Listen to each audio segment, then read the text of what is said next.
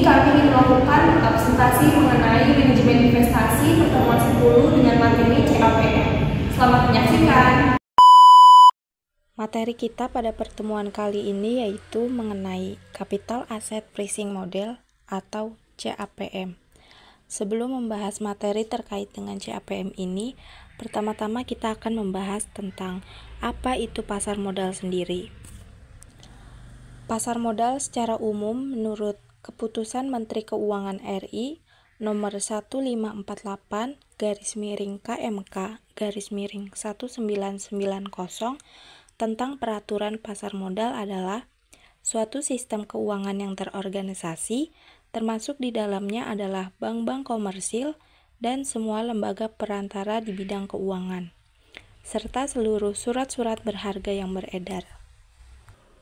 Adapun pengertian dari pasar modal dalam arti sempit itu adalah suatu tempat dalam pengertian fisik yang mengorganisasikan transaksi penjualan efek atau disebut sebagai bursa efek. Sehingga pasar modal dapat disimpulkan bahwa tempat pertemuan antara penawaran dengan permintaan surat berharga. Sebelum membahas materi Capital Asset Pricing Model lebih mendalam ini, alangkah baiknya kita mengetahui terlebih dahulu apa itu Capital Asset Pricing Model atau disingkat CAPM. Jadi, Capital Asset Pricing Model atau CAPM adalah metode yang digunakan untuk melakukan estimasi besar tingkat pengembalian yang diharapkan dari suatu investasi. CAPM ini menjelaskan hubungan antara tingkat pengembalian yang diharapkan dengan risiko suatu saham. Adapun penggambaran dari CAPM ini divisualisasikan oleh Security Market Line atau SML. Materi selanjutnya yaitu terkait dengan asumsi dari CAPM. CAPM mempunyai beberapa asumsi yang menjadi ukuran atau dasar dalam memprediksi suatu harga aset. Asumsi dari CAPM ini bisa digunakan sebagai suatu rujukan dalam menghitung risiko sistematis ataupun market risk sebagai risiko dari suatu aset berharga. Berikut beberapa asumsi dari CAPM.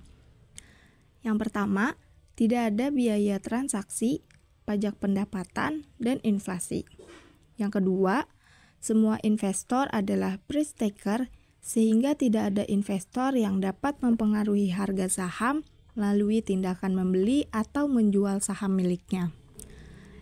Yang ketiga, semua investor memiliki periode waktu yang sama. Selanjutnya yang keempat, semua investor dapat meminjam atau meminjamkan uang pada tingkat return yang bebas risiko.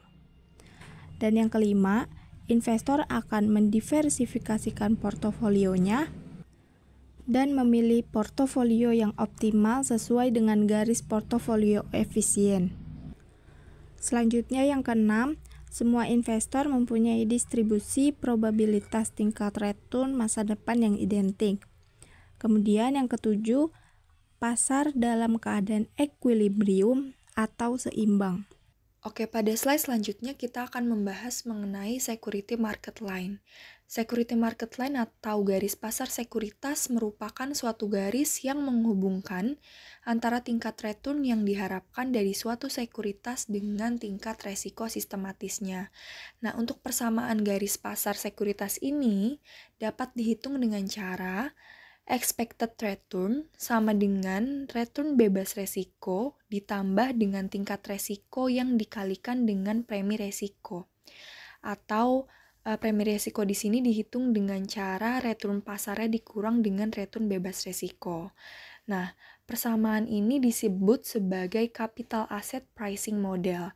Persamaan ini digunakan untuk menentukan return ekspektasi dari suatu portofolio atau dari sebuah sekuritas individu dengan cara menjumlahkan tingkat keuntungan bebas resikonya ditambah dengan premi resikonya, yaitu return pasar dikurang dengan return bebas resiko. Itu disebut sebagai premi resiko. Nah, selanjutnya ini masih mengenai Security Market Line. Di sini ada penggambaran kurva dari Security Market Line Akan coba saya jelaskan. Di sini pada garis vertikal merupakan ER atau expected return. Nah, untuk garis horizontal di sini itu ada lambang beta yang merupakan artinya tingkat resiko. Nah, di garis vertikal ini ada dua, yaitu ada titik RF dan juga RM. RF ini merupakan return bebas resiko, sedangkan RM merupakan return pasarnya. Kemudian pada garis horizontal di sini ada beta sama dengan 1, yang mengartikan bahwa apabila beta sama dengan 1 atau tingkat resiko sama dengan 1, itu investasinya itu lebih stabil. Kemudian apabila beta atau tingkat resiko kurang dari 1, itu investasi akan lebih stabil atau aset dengan resiko lebih kecil dari pasar. Namun, bila beta lebih dari 1, itu artinya investasi lebih tidak stabil atau aset dengan resiko lebih besar dari pasar. Kemudian di sini ada penggambaran titik M. Titik M ini merupakan tingkat pengembalian yang diharapkan pada portofolio pasar sebesar dengan return pasar dengan tingkat resiko sebesar sama dengan 1. Nah, untuk titik M ini merupakan garis pasar sekuritas yang menunjukkan bahwa risk dan return berhubungan positif linier. Nah, di sini ada juga risk premium. Risk premium ini sama dengan RM dikurang RF yang artinya bahwa return pasar dikurang dengan return bebas resiko menghasilkan risk premium. Oke, pada slide selanjutnya ini ada contoh soal dari security market line. Akan coba saya jelaskan. Di sini pada soal PT Quick Power ingin berinvestasi dalam saham.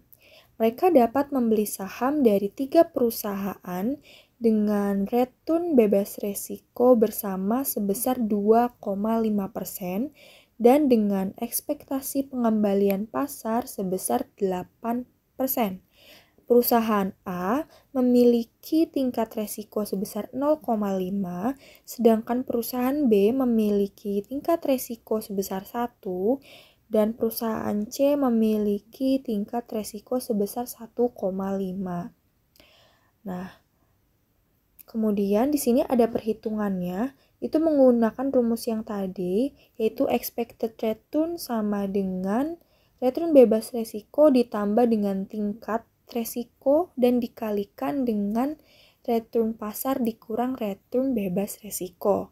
Untuk yang perusahaan A, itu pertama ada return bebas resikonya sebesar 2,5% atau kita ubah menjadi desimal sebesar 0,025 ditambah dengan tingkat resikonya berapa? Di sini tingkat resiko perusahaan A 0,5, kemudian dikalikan dengan return pasarnya di sini 8%, kita ubah menjadi desimal menjadi 0,08, kemudian dikurang dengan return bebas resiko yang tadi sebesar 0,025.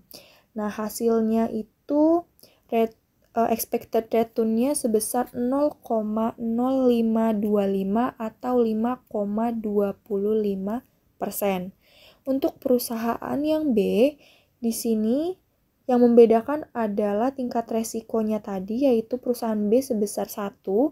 Jadi kita masukkan untuk return bebas resikonya itu masih sama 0,025, kemudian ditambahkan dengan tingkat resikonya sebesar 1 dan dikalikan dengan return pasarnya sama 0,08 dan return bebas resikonya masih 0,025. Jadi untuk perusahaan B expected return-nya itu menghasilkan 0,08 atau 8%. Untuk yang perusahaan C yang membedakan hanya tingkat resikonya yaitu sebesar 1,5.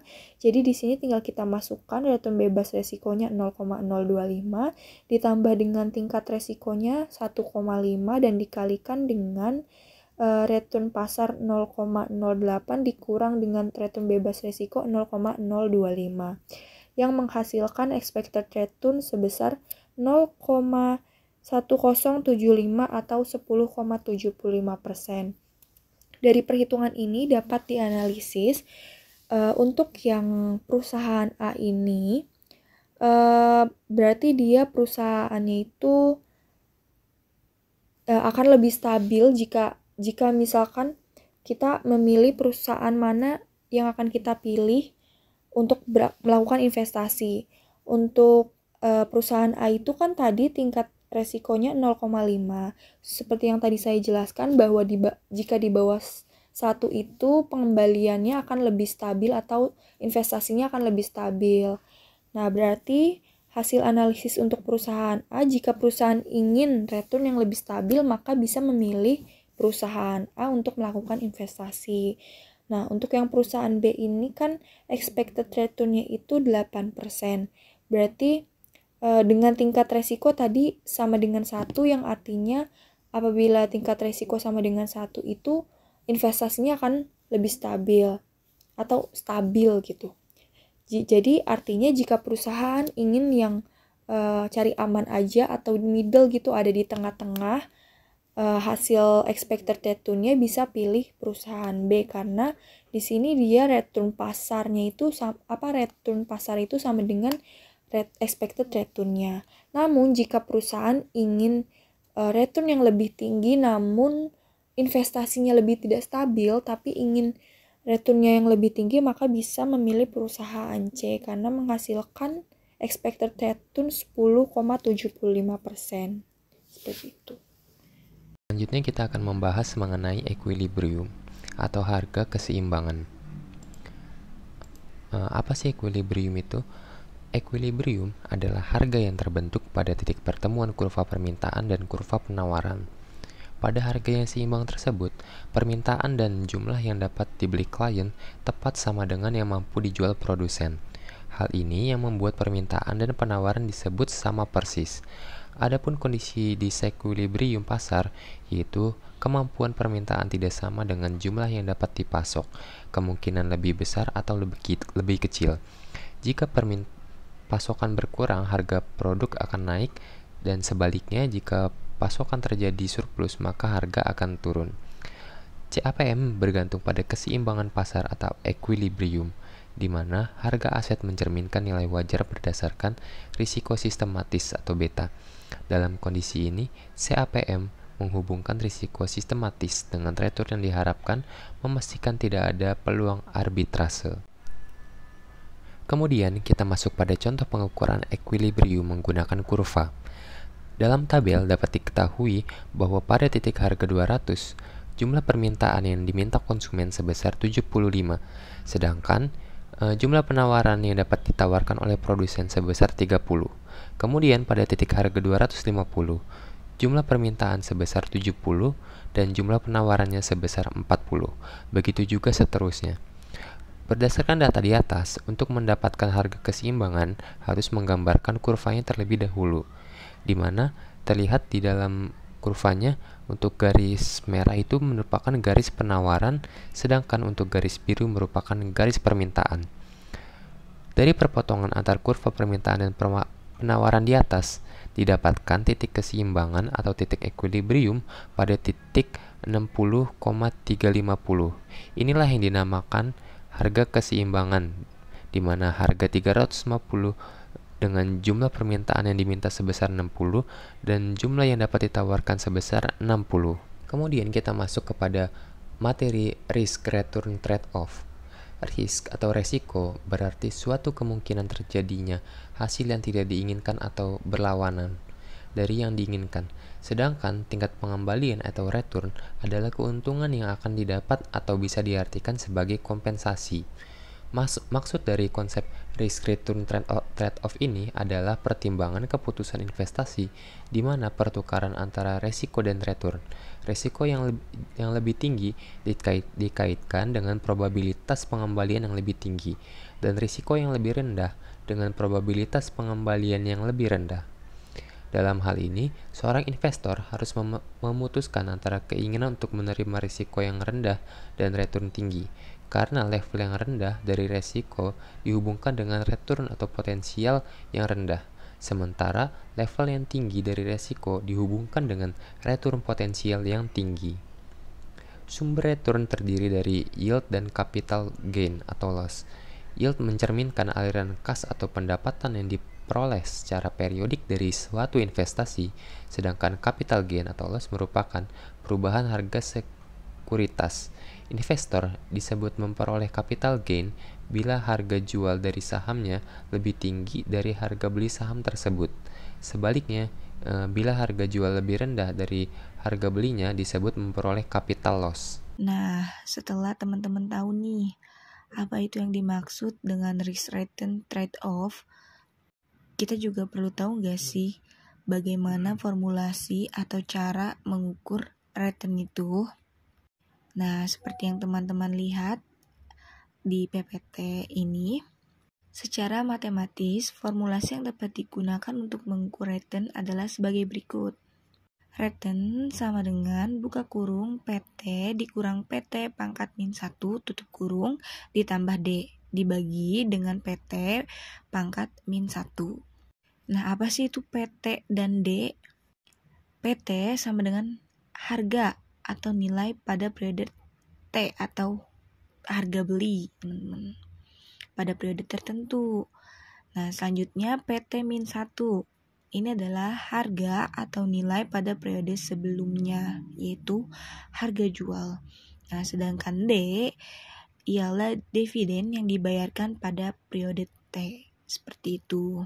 Nah, untuk mengetahui bagaimana cara pengukurannya, kita masuk ke contoh soalnya. Berikut ini adalah contoh soalnya, teman-teman. Seorang investor membeli saham PT Seraya Tbk dengan harga per saham 2.500. Harga pasar saham sekarang 2.700 dan perusahaan membagikan dividen sebesar Rp50 per lembar saham.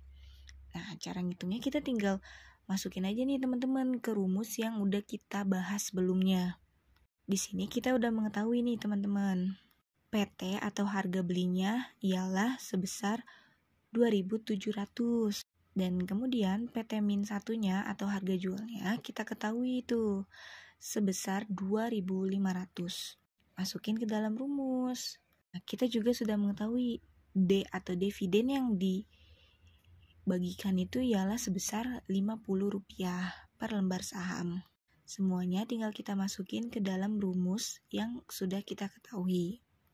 Nah, jadi return sama dengan buka kurung 2.700 dikurang 2.500 tutup kurung ditambah 50 dibagi 2.500. Teman-teman bisa sekalian mencoba menghitungnya di rumah.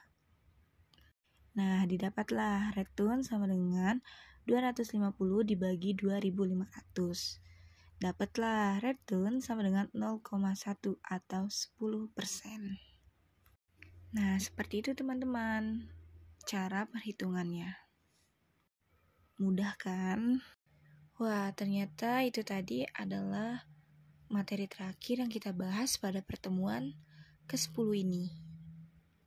Jadi, teman-teman, kesimpulannya ialah manajemen investasi di pasar modal bertujuan untuk mendapatkan keuntungan maksimal dengan risiko minimal.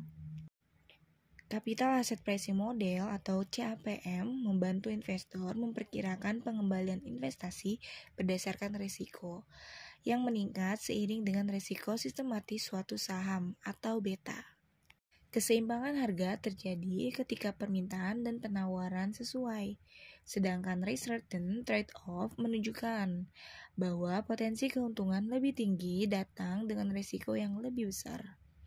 Investor mendapatkan keuntungan dari yield atau pendapatan berkala dan capital gain atau selisih harga jual dan beli, sehingga mereka dapat memilih investasi sesuai dengan toleransi risiko mereka. Sekian presentasi dari kami, kurang lebih yang mohon maaf. Wassalamualaikum.